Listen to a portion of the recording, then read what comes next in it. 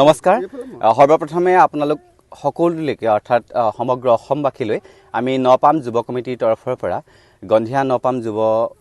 সংঘ হৈ আপোনালোক সকলোকে ভোগালী বিহুৰ শুভেচ্ছা জ্ঞাপন কৰিছোঁ আৰু আশা কৰিছোঁ সকলোৰে এই ভোগালী বিহুৰ যি ৰং ৰহইচ সকলোৱে উপভোগ কৰক আৰু তেওঁলোকৰ জীৱনলৈ সুখ সমৃদ্ধি কঢ়িয়াই আনক আৰু সমগ্ৰ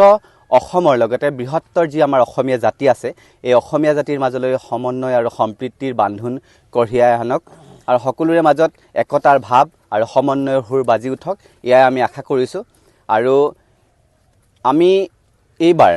বিগত বৰ্ষৰ দৰে অৰ্থাৎ আমাৰ এইবাৰ 18 বৰ্ষত ভৰি দিছেহি আমি ভোগালী উৎসৱ অনুষ্ঠিত কৰিবলৈ লৈছোঁ আৰু বিগত বৰ্ষবিলাকতো আমি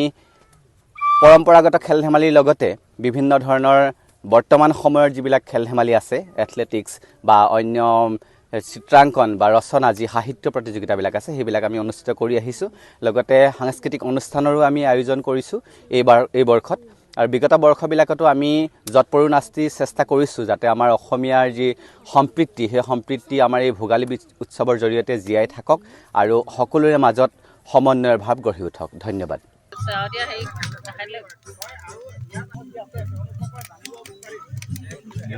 এইটো মাহ কৰাই বুলি কয় মানে কি মাটিমাহ আৰু